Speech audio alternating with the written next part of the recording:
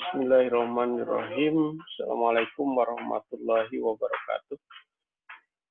Selamat sore dan bertemu lagi dengan saya dalam pemasaran jasa. Saya akan melanjutkan dari materi yang lalu. Ya, kesempatan ini akan kita bicara mengenai developing service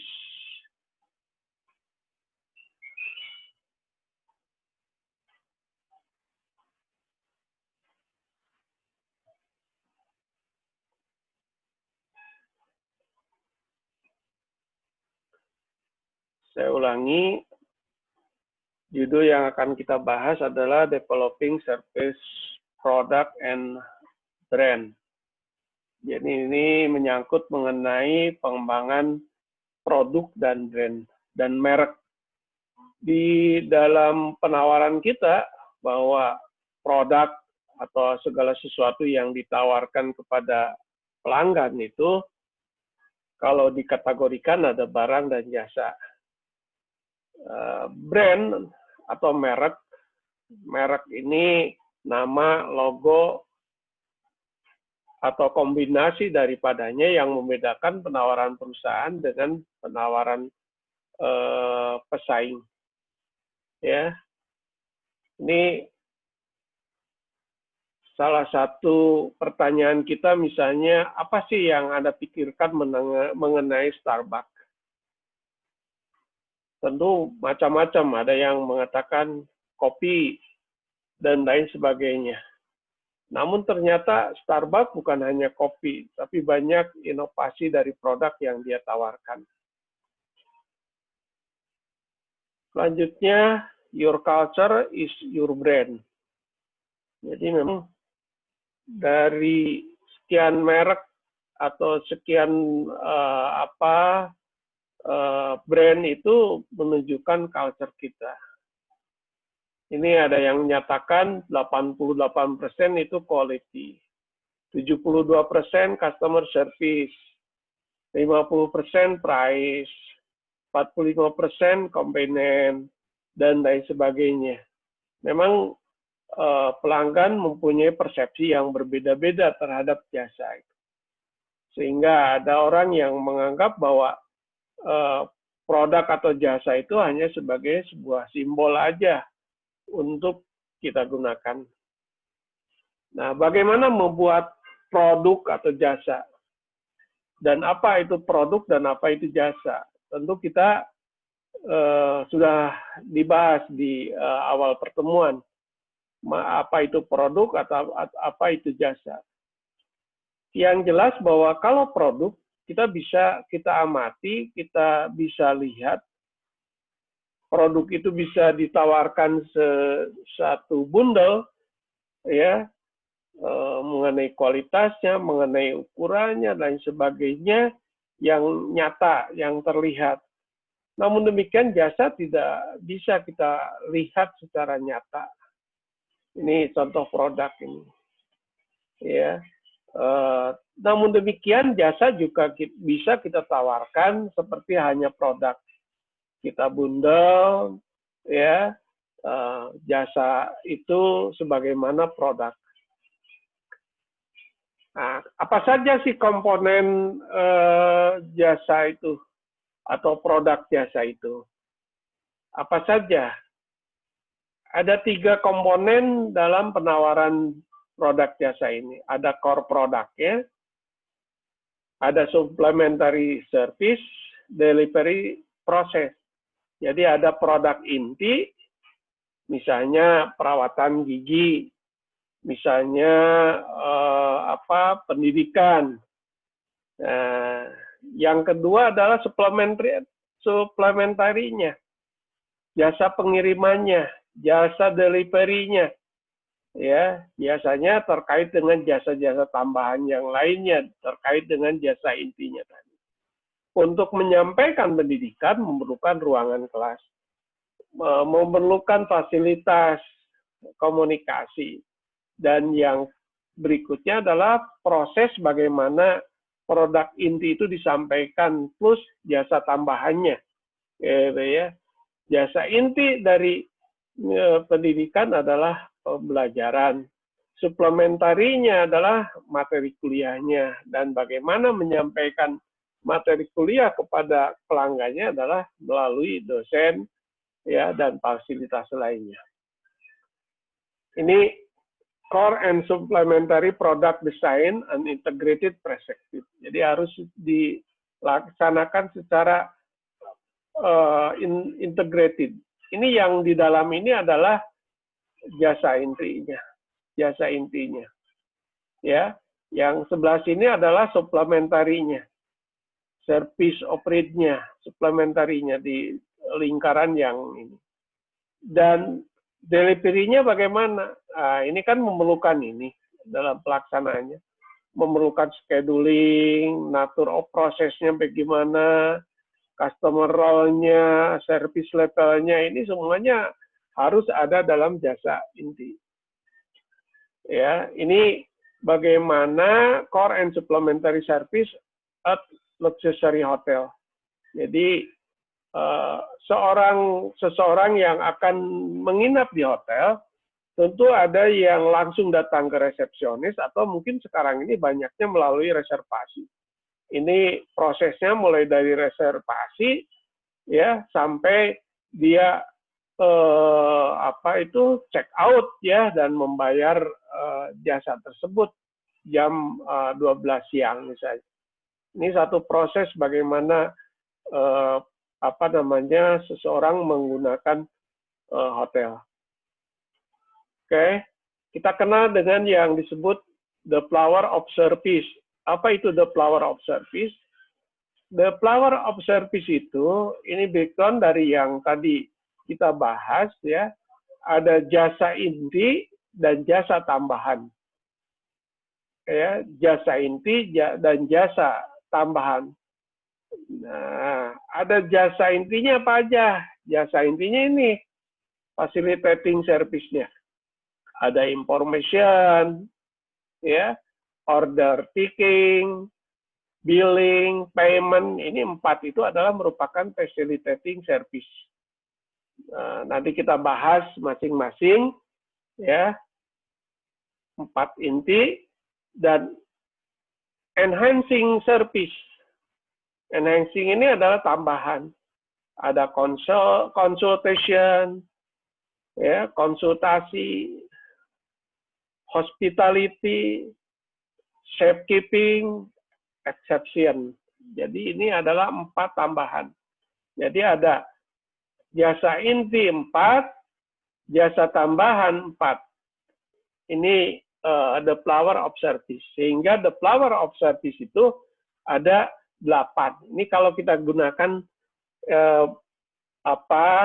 bunga ini ya, flower, jadi bisa kita lihat ya di tengah-tengahnya adalah core bisnisnya, jasanya. Dan lingkaran ini adalah tadi yang terdiri dari 4 ya, terdiri dari 4. Ada inti 4 dan tambahan 4 sehingga ada 8. Ada 8 sampai konsumen memperoleh tagihan dan membayar tagihan tersebut. Oke. Ini information. Tujuannya apa information tuh? Ya tentu meminta saran. Warning to avoid problem. Jadi customer atau calon customer itu mencari informasi untuk memenuhi kebutuhan dan keinginan. Ya, akan bagaimana jadwalnya, informasi harga dan kondisinya ini harus disajikan oleh atau disiapkan oleh si penyaji jasa ini. Misalnya konfirmasi reservasinya, bisa kapan masuknya. Dan kalau terjadi perubahan, misalnya apakah harganya dan lain sebagainya, kalau ada situasi tertentu itu semuanya harus diinformasikan kepada pelanggan atau calon pelanggan. Ya, ordering taking. Jadi ordering taking ini mengenai penanganan order yang diterima. Order yang diterima bisa berbagai macam, bisa melalui tenaga penjualan, telepon, email, online, ya. Proses order tracking ini adalah hal yang harus kita perhatikan. Artinya harus sopan, cepat, akurat, sehingga pelanggan tidak membuang-buang waktu ini. Apakah ditangani secara langsung oleh orang, gitu ya, ataukah melalui web, sehingga kita kalau sekarang ini kecenderungan kita menggunakan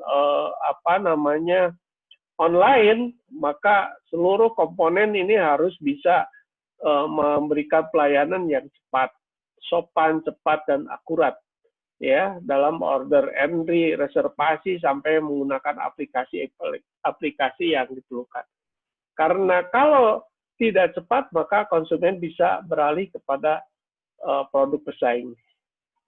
Ini bagaimana check-in yang dilakukan oleh sebuah penerbangan data. Silakan bisa dilihat.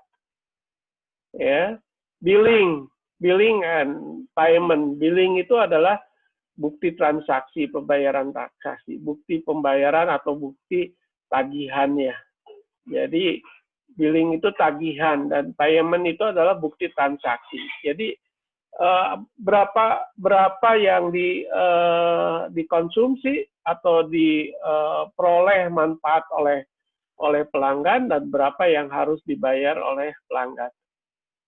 Nah, selanjutnya adalah enhancing supplementary service. Tadi kan 4, sekarang tambahannya ini perluasannya. Ya, perluasan ini sebenarnya adalah merupakan sesuatu yang menentukan karena menyangkut mengenai konsultasi, keramahan, penyimpanan, pengecualian, ya, penting. Jadi walaupun konsumen itu mungkin sudah banyak memperoleh informasinya, akan tetapi pihak perusahaan harus tetap memberikan waktu konsultasi, ya. Hospitality juga, ya, ini, ya, konsultasi ini penting. Jadi pendekatannya harus halus, harus memberikan konseling lah, ya, konseling. Konsumen di-guide, ya, dituntun, diarahkan bagaimana dia menyukai produk atau jasa yang kita tawarkan ini. Nah, bagaimana misalnya menawarkan kepada orang yang kegemukan, ya, overweight, gitu kan ya. Karena populasi dunia itu 40% overweight. Jadi kalau kita menawarkan produk mengenai diet, harus benar-benar memberikan konsultasi. Nah, ini keramahan. Keramahan itu sikap dari pelayanan kita. Salam, misalnya ada welcome drink gitu ya, kalau datang di hotel itu ada makanan minuman, toiletnya, fasilitas menunggu, ruang tunggu, perlindungan cuaca, ya, untuk menunggu supaya tidak jenuh harus ada majalah, hiburan, koran, transportasi, keamanan. Itu adalah nyangkut mengenai keramahan yang harus diberikan kepada pelanggan kita. Yang berikutnya adalah penyimpanan. Pelanggan yang datang itu ingin aman. Oleh karena itu, ya, ketika kita mengunjungi jasa, mereka merupakan bantuan kita. Ya, bantuan misalnya mengenai penyimpanan parkir kendaraannya, ya, penyimpanan barang bawaannya, jasnya, atau kalau musim hujan misalnya ada penyimpanan payung. Jadi ini nyangkut mengenai penyimpanan yang harus diamankan dan jangan sampai hilang, ya. Jadi dan termasuk nanti penyimpanan dan penitipan anak barangkali, ya, kalau memang diperlukan. Oke, ya. Nah, implikasi manajerialnya, ya, dari 8 tadi, maka si penyaji jasa harus tugas ekstra, ya. Tugas ekstra harus berusaha dengan sekuat tenaga memenuhi kebutuhan dan keinginan. Dan kita bisa lihat ada high contact dan low contact, ya, high contact and low contact. Tentu kalau yang high contact ya harus benar-benar ditangani dengan yang secara profesional karena langsung menyangkut SDM. Yang low contact juga misalnya melalui TST, ya, teknologi service self service, low contact.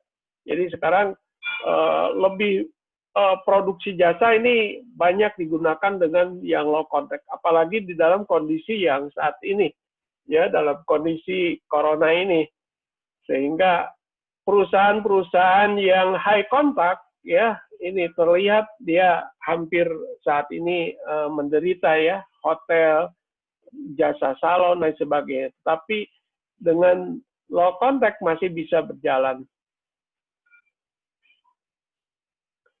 Oke, tadi pengecualian, ada satu pengecualian. Pengecualian itu harus kita tangani juga, harus, ya. Jadi special request, problem solving, handling of complaint, misalnya, restitution itu juga harus disiapkan. Apakah bisa pengembalian jika gagal atau bagaimana? Kalau tidak sesuai dengan perjanjian, apa yang dilakukan nanti, ya. Nah, itu menyangkut mengenai jasa. Bagian lainnya dari jasa ini adalah mengenai branding, service firm, ya. Jadi memberikan merek. Merek itu tadi saya katakan bahwa terdiri dari logo, nama atau kombinasinya yang membedakan penawaran satu perusahaan dengan perusahaan lain, atau bisa membedakan satu jasa dengan jasa yang lain. Ini spektrumnya bisa mulai dari corporate branding, jadi pemberian merek secara corporate, sampai pada individual product branding. Individual product branding, gitu. Jadi mulai dari corporate product branding sampai dengan individual product branding. Ini ada branded house, sub-brand, endorsed brand, house of brand, ya. Ini semuanya ini bisa dilakukan oleh satu perusahaan. Ada perusahaan yang memilih corporate branding, semua produk jasanya diberikan merek yang sama. Ada juga yang diberikan brand yang berbeda-beda. Nah, sehingga branding ini kemungkinan kita bisa ini brand house, sub brand, endorsed brand, ya. Brand house tuh satu merek, ya, atau ada sub brand. Sub-brand itu ada tambahan. Atau juga bisa diberikan merek oleh si endorsement-nya. Ya. Endorsement-nya. Banyak sekarang menggunakan nama endorsement, ya, merek endorsement. Jadi, sebagian besar organisasi menawarkan satu lini produk. Tapi hasilnya mereka harus memilih di antara alternatif branding yang luas. Brand house menggunakan satu merek untuk mencakup seluruh produknya, house of brand menggunakan merek terpisah untuk setiap penawarannya, atau sub-brand atau endorsed brand yang merupakan kombinasi dari keduanya. Jadi kita bisa menggunakan merek nasional atau merek seluruhnya internasional dengan sub, ya. Ada juga yang pakai extension, gitu kan, ya, extension. Jadi di belakangnya ada. Ini branding dari grupnya PISA, ya. Grupnya PISA juga ada yang menggunakan YUM, ada yang TECO, ya. Jadi itu dia memberikan merek yang berbeda. Ini bagaimana strategi memberikan merek yang berbeda dari contoh ini penginapan, ya. Penginapan kan ada bintang 1 sampai dengan 5.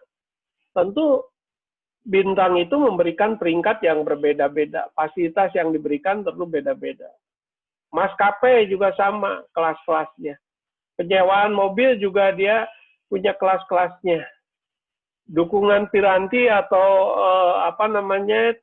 piranti keras atau piranti lunak juga dia mempunyai perbedaan. Jadi kelas-kelas itu akan menunjukkan perbedaan di dalam memberikan jasanya.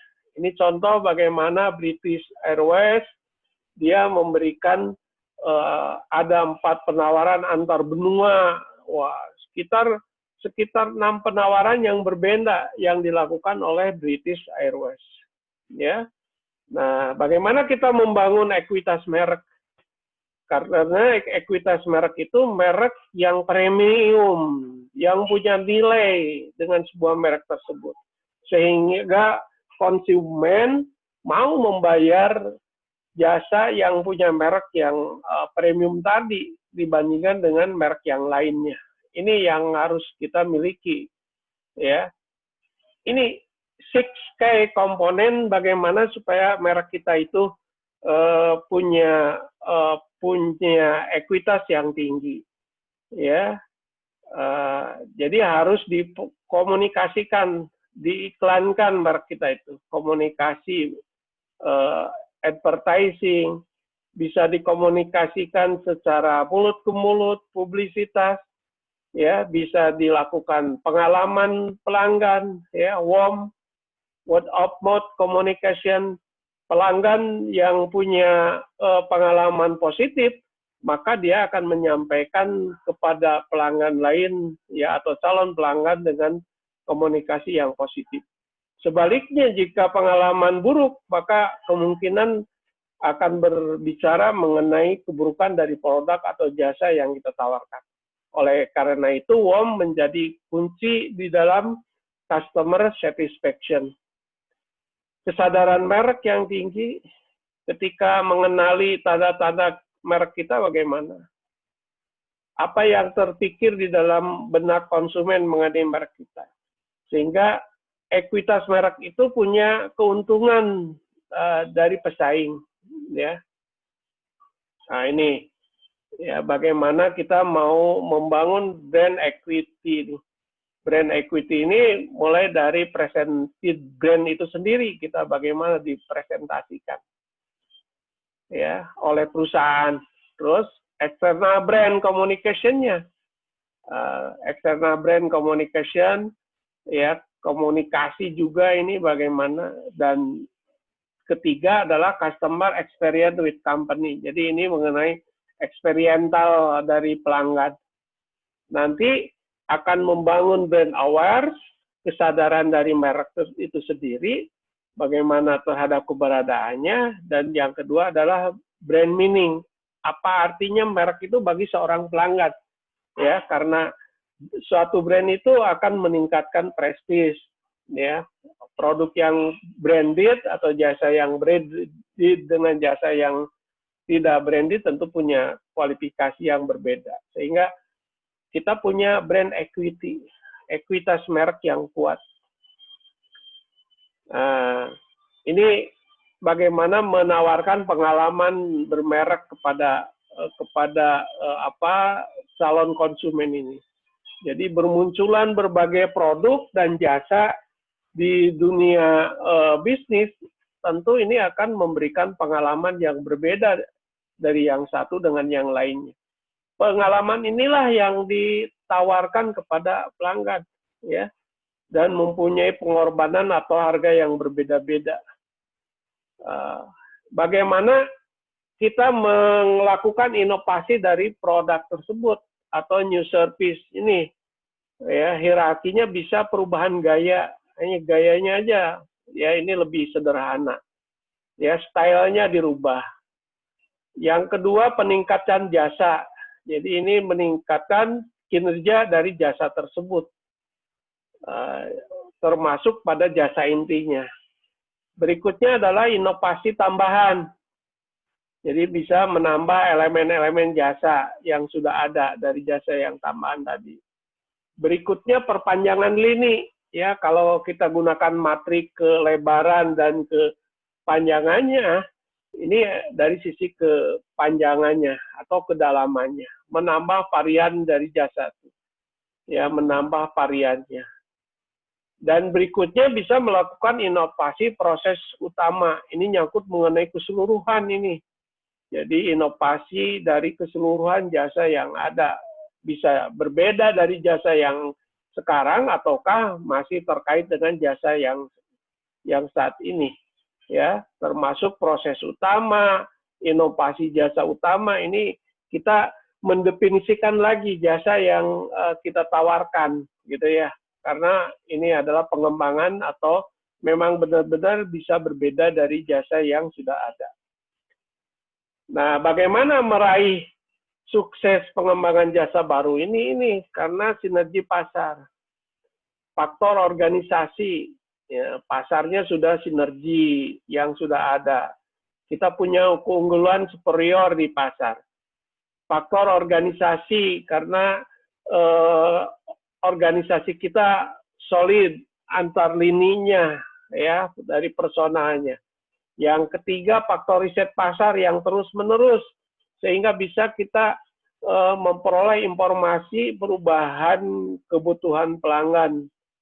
Ya, ini saya kira yang terkait dengan bagaimana pengembangan produk, jasa, dan sekaligus juga pemberian merek yang kita gunakan di dalam pemasaran jasa ini.